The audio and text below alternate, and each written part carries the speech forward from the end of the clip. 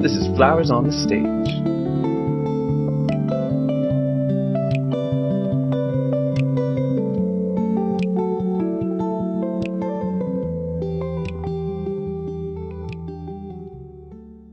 We're a very random band, man. Like we started in the subways of New York City, and even the name Moon Hooch was just kind of random.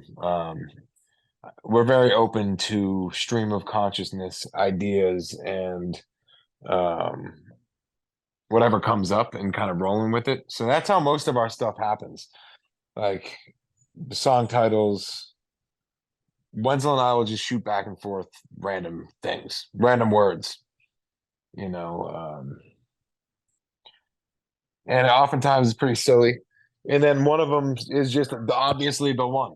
There's no other way to describe it. It's just like, we go back and forth until one of them rings the truest.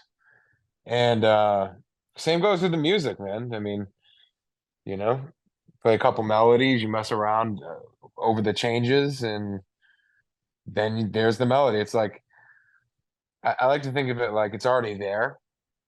We just have to unveil it like we're like archaeologists. Mhm. We're like, we just have to dust it off. That's our job. We just need to show up to work and just dust it off and carve it out, and then there it is. And it's been there all along. That's how it feels. It's like you found it, you know? Mm. Do you ever find yourself falling into the same kind of patterns? Yeah, I find the same shit all the time. I'm like, oh, this one again. But also, like, I'm trying to be grateful for that. Like, wow, I've developed patterns. That's cool. That's part of life. Noticing that, and just like, um, I think it's okay to have a repertoire. I mean, the same goes with language. When we speak, we have certain things we say, certain way we say things, and that's just what makes us unique. You Mm. know, there was a time where I'd get really down on myself for playing the same things. Like, oh, you always need to be fresh. It always needs to be completely new every time. And now I kind of like I have little signatures that I do. It's like, yeah, it's part of my thing, and that's okay. Um, that being said, I still try to explore and uncover new things. Um, I I love it. uncovered something. I uncovered some new stuff today. Musically? Yeah, yeah. I just started getting into playing triad pairs. Mm. So just pairing triads together, and it's something I've worked on before, but um, I'm teaching a class on it. So I'm like, okay, I need to practice this. You got to practice what you preach. Let's go. So, because it's been a minute, it's been like 10 years since I really like studied it, and 10 Mm. years is a long time.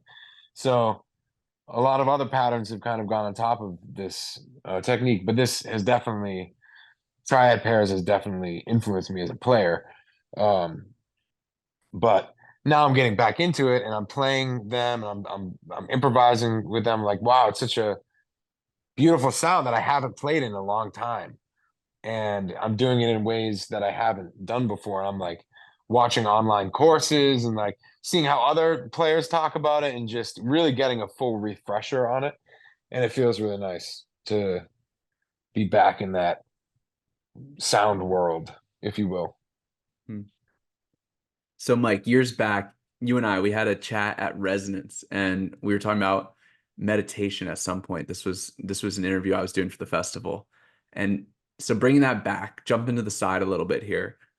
Would you say that your meditation practice and your creative practice are related? Mm, absolutely. Absolutely. Um,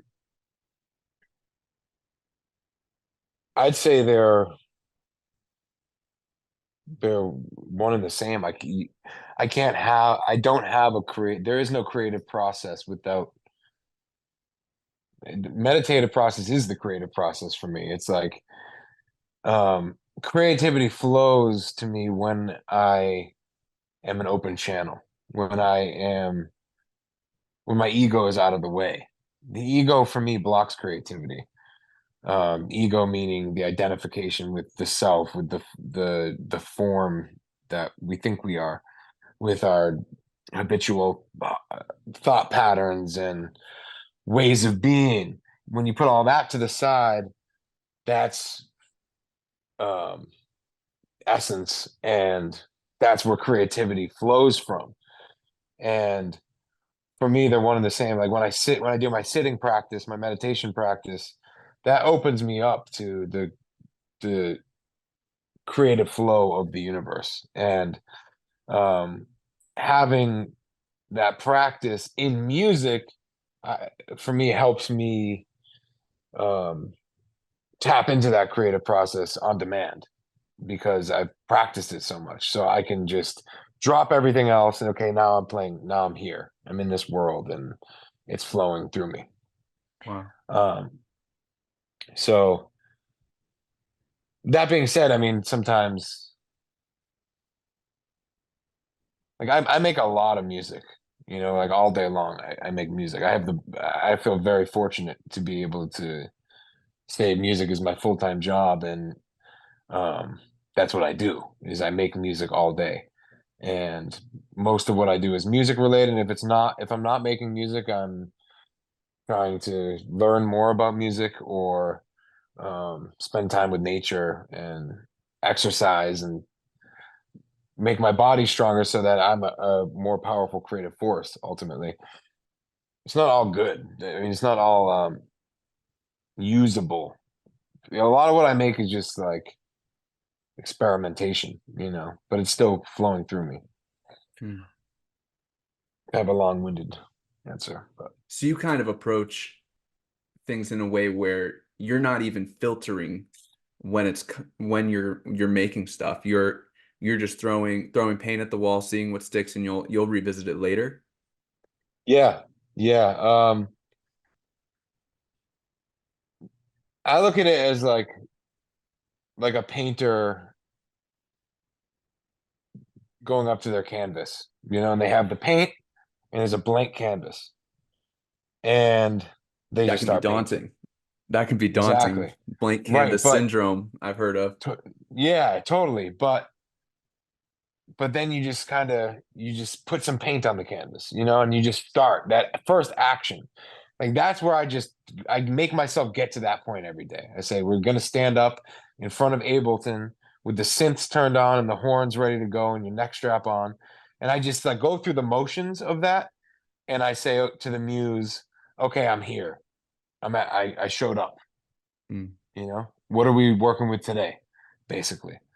And then I'll it's funny because it's not intellectual. The only intellectual part is the go down to your studio and you know turn everything on.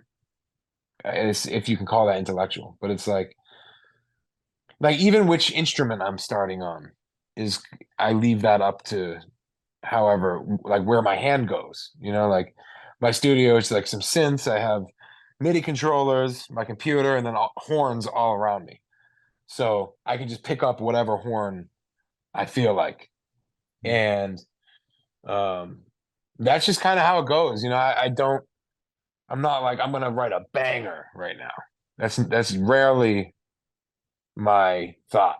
It's like so, it's funny because sometimes I'll be like I'm gonna write a banger. Sometimes I do think that kind of thing, and then I'll go and I'll just like make a ballad because that's what came out, and I'm like, okay, it's not a banger, but but I made it at least, you know, and It's like you have no control. yeah, no, pretty much. And when I try to really control it, it's just trash. It's like Mm. when I'm like, okay, you're gonna write something really harmonically complex and it's gonna be impressive. Then it's just like I don't know. That to me that's not ever the stuff that strikes me as like this is great music Mm. from you know maybe somebody would think is, but um Would you say your creative practice is inherently spiritual for you? Yes, definitely. Um, I say it's spiritual because I don't, it feels like magic to me. It's not like I need to keep myself in shape. I need to keep my body in shape. I need to keep my chops in shape, and like be able to play my horns at a high level. But like basically I need to like, it's interesting because the spirit, as I'll call it, the spirit of music needs me to be at a certain level to express what it wants to express through me. So I have to keep myself at that level technically and physically.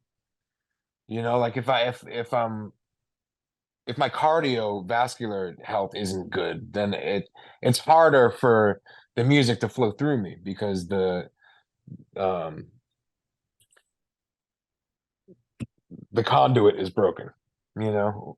Um but I don't, other than that, I'm not trying to control anything with it, because yeah, it feels like it's not, then it's about me, then it's about my ego and like what I think is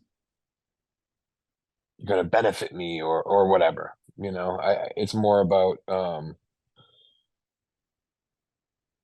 allowing the expression to happen. Um and I think ultimately eh, that's where we can all connect on. That's where we all connect because it's beyond form. It's beyond our ego and our personal identities. It's like the um that's why music is so beautiful because it is really a universal language, and it's coming from the network of energy that we're all a part of. From the creators of Summer Camp Music Festival, Soulshine Reverie is coming to Three Sisters Park this Memorial Day weekend.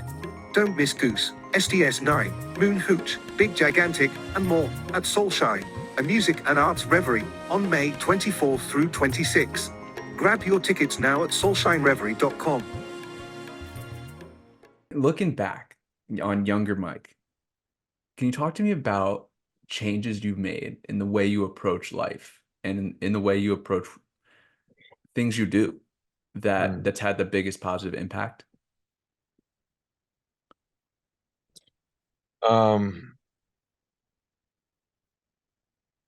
Wow, so much.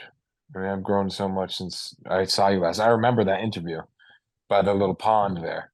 That was a good day. That was a great day. Yes. A lot has changed. A lot has changed. I've learned that, oh my goodness, where to start? I mean, I think the biggest thing is to not react so quickly to things in general, even exciting things, happy, good things. Like to really just say, okay, to notice it, noticing more. That's something that I'm learning. I'm just noticing things more before reacting or judging. So it's like there's more latency between um the noticing and the reaction. Somebody's upsets me. I get angry. Okay, I noticed that. I'm not going to instantly say something because I've learned that that isn't always the best thing to do. Sometimes it's better to just feel angry. It's okay to be angry, feeling it, and then just allowing it, and then saying, okay, well, let's talk about this later. That's a big one. And that takes a lot of practice. Same with excitement. People offer you things, or people, will offer. I've had like a lot happen in my career since I saw you last, and there's been a lot of people very excited and like, we're gonna give you this, and you're gonna go here, and we're gonna go there. Talkers, there's a lot of talk, and it used to be like, okay, wow, and that I'm talking about it. Now I'm talking about it to everybody, and I'm like, oh my God, wow, it's gonna happen. This is gonna happen. But now I'm more like, okay, cool. Let's see if that happens. We'll see. And no judgment or anything. Just sit back and watch the show, kind of thing. And it's interesting how much talk there is in the world. It's like so much talk about this and that and very little doing. And so withholding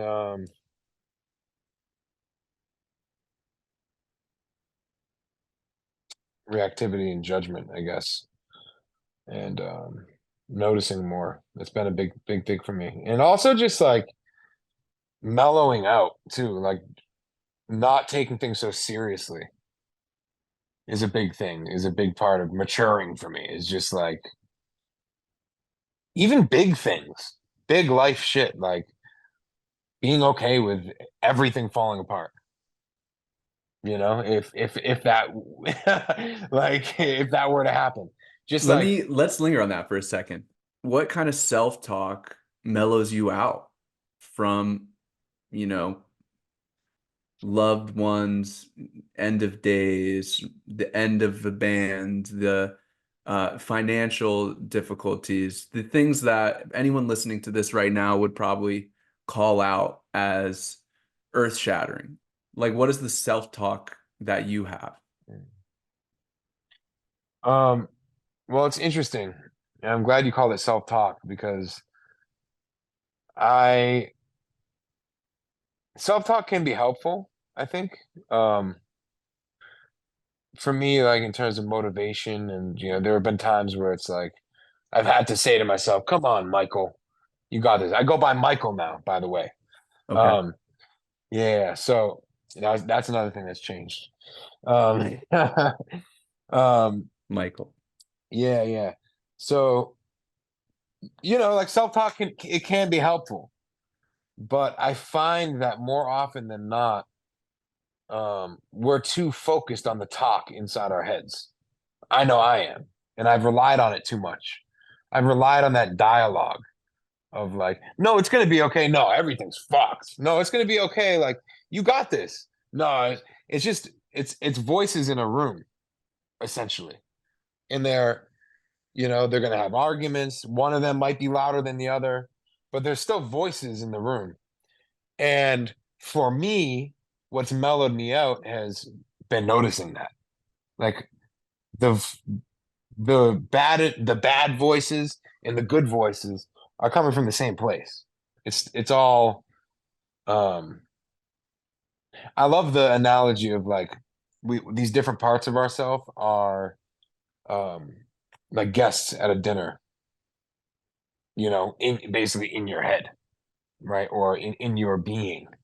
These different parts of you, these different voices, whatever you want to call them, are dinner guests, and you're the host, the one that notices them, the one that sees them. Oh, these are different parts of myself. These are different voices, different opinions. They're all your guests at this dinner party that is your being. And as a gracious host, you welcome them in, give them a place, and they all have a seat at the table. And I feel like that, for me, really helped reduce a lot of anxiety, because it's like, okay, these all are parts of me that are just crying out to be heard. Now that's to do with like inner turmoils and inner battles. Of course, there's horrible things happening in the world as well. And like the big things that are happening and have always been happening: war, famine, slavery, destruction of our natural resources and the natural earth, animal cruelty, social injustice. It's endless, right? Like what's going on. It's arguably hell on earth, right now. But at the same time, we can only manage our dinner party, right? It's like, and also obviously you can take action in different ways, calling representatives and congress people, and there's things you can do in earth. But what I'm saying is I'm finding that I find the most peace and make the biggest impact in my environment when I'm focused on my dinner party. What that all these different parts of myself are in balance and feel heard, and that I'm not, but I'm also recognizing that they're just voices and they're just opinions and thoughts. It's not, none of it's real. What's real is my awareness of being. So I love that that's, analogy. yeah, I think it's Rumi. I think Rumi. I definitely, I didn't come up with that, but Love it. some ancient person. What would you Has a say is lot. yeah, no, I'm loving this, man. Okay. What would you say is the personality trait you most admire in people you work with?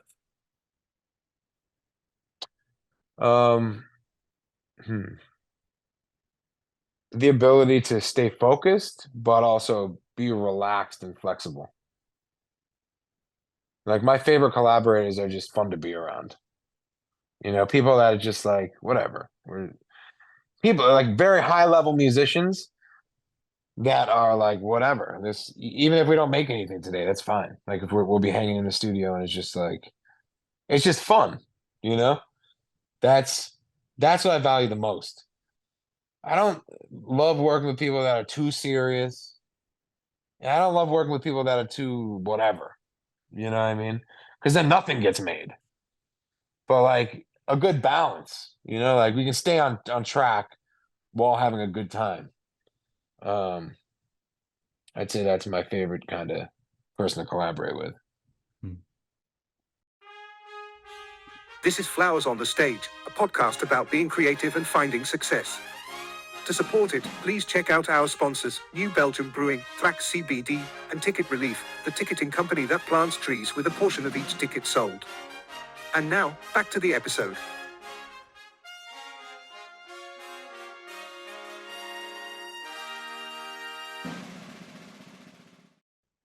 Can you share with me any kind of moment or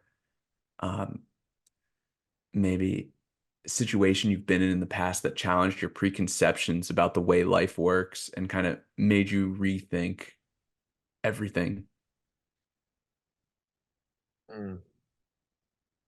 Well, getting married has been a pretty big, yeah, that's another thing. I got married. Congratulations, Michael. Thank you. Getting married has been a big paradigm shift for me. Big paradigm shift. How so? Well, for me, it was this resounding yes. I married an amazing woman, and it was like a very clear yes for me. And then we got married, and then I had to deal with this transition that I wasn't prepared for. Of like, oh, now I'm married. Like I just did that. You know what I mean? I did that. Like all those other doors are closed. That's what essentially it is. It's like I'm not going to be with anybody else. I'm going to be with my wife, and I'm committed to her now. So making a massive commitment like that was earth shattering for me. And I didn't expect it to be, but it was like, whoa, I am now in it was a paradigm shift, like I entered a level of commitment I had never done before. And that created a lot of anxiety for me. The first year of my marriage, I was just like, dealing with all kinds of stuff, and dealing with all these different notions of what love was, especially. You know, I'd always thought that love is longing, and that love is a feeling. You know, I think this is what society teaches us. It's like, you know, you long for this princess, and and and she's gonna cure you from your unhappiness, you know, and that's, or whatever, you know, whatever your orientation is. But like, it's like, you know what I'm saying? You long for, you're longing for this outside thing to make you happy.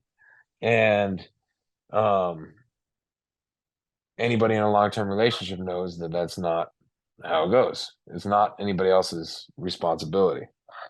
Um and also, love is not longing, and love is not only a feeling. So I've learned that love is the will to extend oneself beyond one's limit for one's own or another's personal growth, personal and spiritual growth. A good example is like, you may not feel loving, right? But if you move towards the person you love, even in the absence of feeling loving, then that is love. You're extending yourself beyond your own feelings, essentially, to be loving. It's a commitment. It's an action. It's an act of will. I love it. Yeah, it's an act of will. It's you have to extend yourself, you know, beyond. It's the same with like, I mean, and then look at everything in life where you need to grow, where you want to grow in it. Say athletics, right? Or you pick anything, running. At first, running sucks. You've never run before, you're gonna have a hard time running. But then you do it for a couple weeks, and it's like, okay, your body gets through the initial soreness and pain and suck of it, and then you're like, I want to go for a run actually, and oh, it makes me feel pretty good. You know, and then you start running 3 miles, and 3 miles starts getting easy, and you're like, I want to push it a little bit. Naturally, that happens. You're like, I want to see what 4 miles feels like, and then before you know it, you're running half marathons, and on and on and on, depending on how into running you are. But but same, okay, or for me, a good metaphor is saxophone. Like, for every hour I put into saxophone, it's given me back so much more in my life.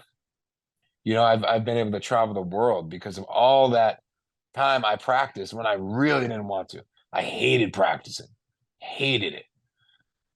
And, you know, but I knew it was good for me.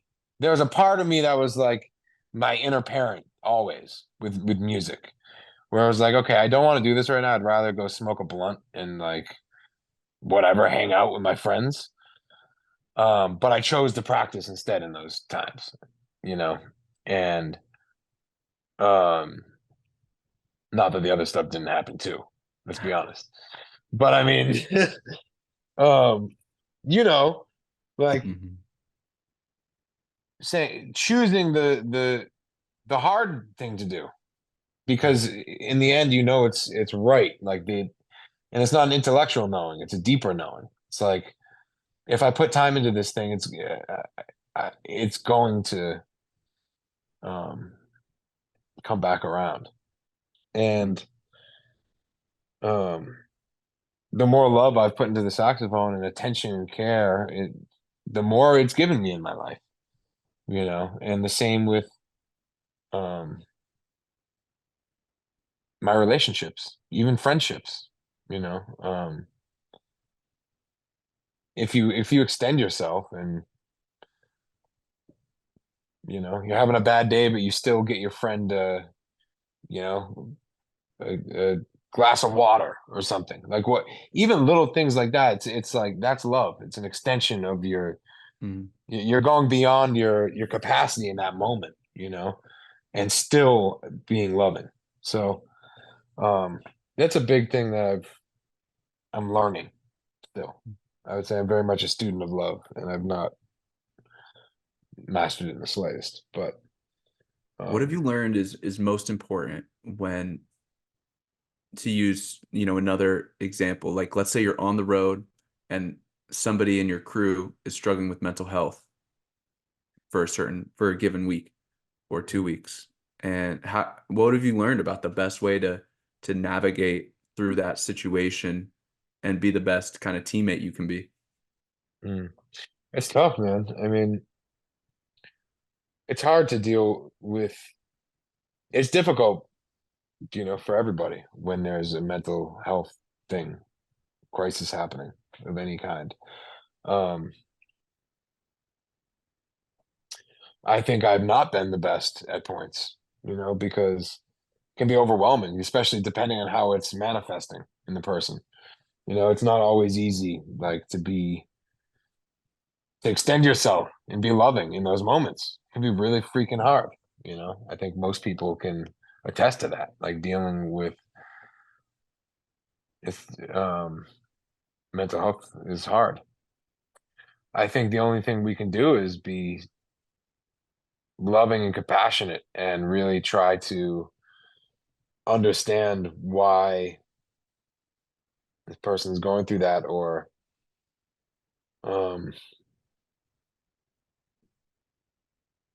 let them know, like, hey, I'm here for you if you need me. Let me know if you need anything, and try and create as much of a safe environment as you can. And I think it comes back to, like, the best way we can help other people is by helping ourselves. I really do think that, like, if you're not, if we're in a group and I'm having a mental health crisis and your mental health isn't under wraps, if you're not working on that actively, then you're not going to be able to help me in this situation, right? And yet we expect that of each other still. And, like, we're not all professional, we're not gurus or psychiatrists or psychologists or experts necessarily, so I feel like the only thing we can do is work on ourselves and try to be the best we can be, because then you don't even have to question what am I gonna do in this situation. That it will be obvious, I think, what needs to be done in any given circumstance if you're actively working on becoming more conscious and loving as a being. Yeah, and I think that comes back to what you said earlier when we just started talking about that distance from, the difference between reacting and responding, right? Exactly. Jumping back to, you as an artist, what would you say is most important to you when it comes down to how you define success for yourself? That's a great question. The 16-year-old me would be looking at my life now and like, dude, you made it. You're successful. You're a success, But then there's this other part of me that's like the dog in me. It's like it's still hungry. It hasn't eaten yet. It hasn't even gotten its first course. It's like, nah, dude, you better get working. You ain't got nowhere yet. You're still paying rent. You don't even own that place. You know what I'm saying? Like, it's like you gotta get to work. So to me, success is being able to fully appreciate where I'm at. Because if I don't do that, then I'll never be successful. No matter how much money I have, no matter how many tickets I sell, no matter how many streams I have, and none of it will matter because I won't be happy with it. right? It'll always be more, more, more, more, more. It needs to be more.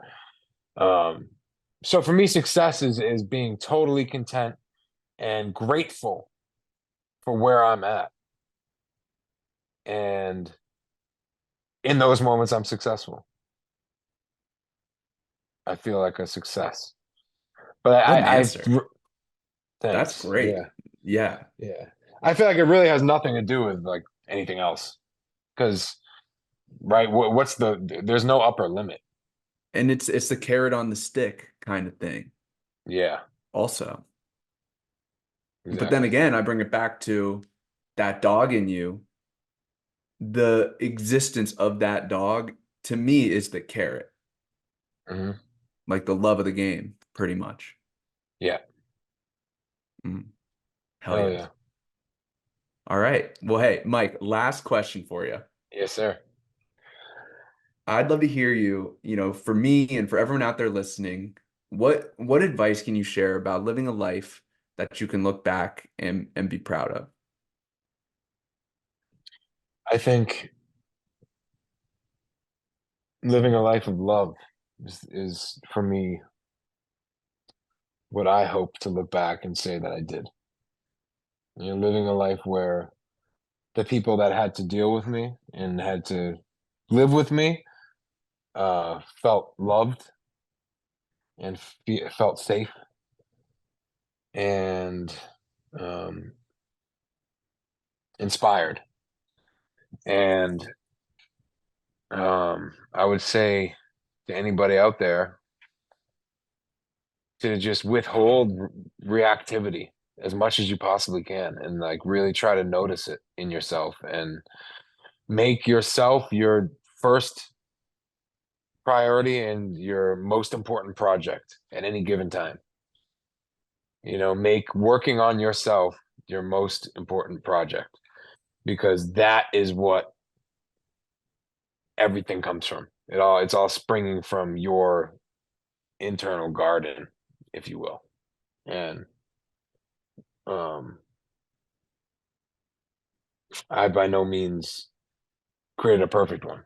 So I'm very much a work in progress and I hope that I can look back and say all these things that I'm saying now and like yeah, I did that. Um and also like forgive yourself. Try to forgive yourself for whatever it is that you're holding on to because it's um it's all part of life, making mistakes and hurting people and you know, as long as you acknowledge it and um can change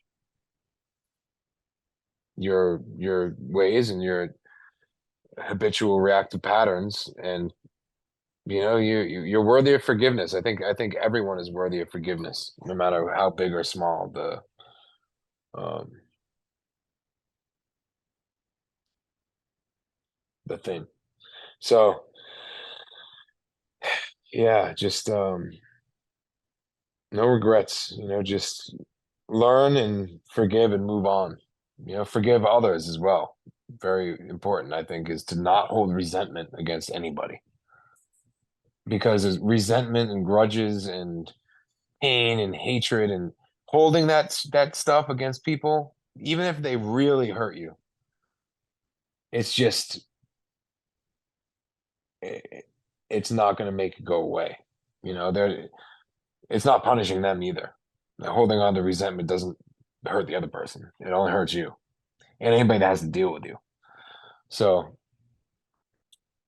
try to drop the resentment because for me in my life, resentment has always been the thing that's like the foot on the brake and the gas. It's like I have the foot on both. Until I let go of resentment, it nothing is flowing. So it's a lot. I mean, it's a lot to balance, and also just like enjoy the ride. Enjoy the ride. I love it. Mike, man. I feel moved by your answers. This has been such an inspiring conversation. I admire the way your mind is, the way you see the world. I admire you, man. This has been, yeah, definitely not only one of my favorite podcasts, maybe one of my favorite conversations I've literally ever had in my life, dude. Thank you so brother. much. Thank you so much, man. So such a pleasure to meet you again. Again, much love.